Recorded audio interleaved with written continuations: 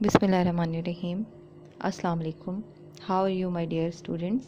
I hope you all will be fine by the grace of Allah Almighty and will be doing your work very well at your homes. Today we are going to start our lecture number 18, that is at page number 74 of your textbook. That is the remaining part of our exercise which we left in April. Today we are going to do this part of exercise. The unit is 6, that is the poem The Most Beautiful Flower. Today we are going to read the writing part of this unit. This is second part B of your exercise. This is the summary of the poem. Let's read the summary. This beautiful and emblematic piece of literature has been created by the poetess Cheryl L. Costello Forche. ये खूबसूरत और शानदार अदबी तख्लीक शायरा Sherrill L Costello फॉर्शे की है. She is one of the eminent figures of English language. वो अंग्रेज़ी ज़बान की नुमाया शख्सियात, एमिनेंट फिगर्स नुमाया शख्सियात में से एक हैं. द पोएम बिगिन, नज़म शुरू हुई. When the poetess was sitting, जब शायरा बैठी थीं. In the garden on a bench, एक बाग में एक बेंच पर. Under an old willow tree, एक पुराने बेत के दरख्त के नीचे.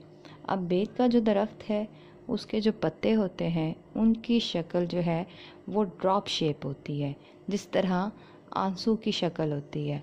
जैसे आप कतरे बनाते हैं तो उसमें आप ड्रॉप शेप बनाते हैं, उसी तरह से जो विलो ट्री है उसके लीव्स की शेप होती है. इसलिए that is associated with sadness. इसे हम गम से तशबीह देते हैं. शायरा का जो मूड है वो भी गमगीन है और इसलिए उन्होंने नज़म में भी विलो ट्री का इस्तेमाल किया है. That shows her sadness. She was reading something, वो कुछ पढ़ रही थी. She was in the sad mood, वो गमज़दा मूड में थी, मतलब उनका मिजाज गमज़दा था. She had become fed up of her life, वो अपनी ज़िंदगी से फेड अप हो चुकी थी, बिल्कुल बोर हो चुकी थी, उकता चुकी थी. For the world was intent on dragging me down. ये जो लाइन है ये आपकी नज़म से ही ली गई है. फॉर द वर्ल्ड, क्योंकि ये दुनिया वॉज इंटेंट, इरादा कर चुकी थी, ऑन ड्रैगिंग मी डाउन, मुझे गिराने का, मुझे झुकाने का इरादा कर चुकी थी. And if that were not enough to ruin my day, हद्दा के ये मेरा दिन तबाह करने के लिए काफ़ी नहीं था. मोमेंट्स लेटर, चंद लम्हों बाद, अ बॉय एंटर्ड, एक लड़का दाखिल हुआ.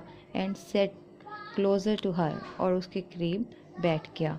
She was disturb by his presence, वो उसकी मौजूदगी से डिस्टर्ब थी, परेशान थी. And did not want to talk to him, और उससे बात करना नहीं चाहती थी. The boy had a rough flower in his hand, लड़के के हाथ में एक वो सीधा सा रफ सा फूल था. ही वॉन्टेड टू सरप्राइज़ हर, लेकिन वो उसे हैरान करना चाहता था, वो उसे खुश करना चाहता था.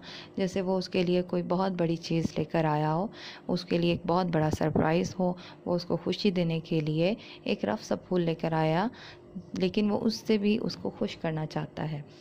She just smiled, wanted him to go away, but he did not go. वो सिर्फ मुस्कुराई, महज मुस्कुराई, और वो ये चाहती थी कि वो वहाँ से चला जाए. This was our today's lecture. Remaining part of the summary we will read in our next video. You have to write this lesson in your notebooks and you have to learn it as well. Thank you so much. Allah Hafiz.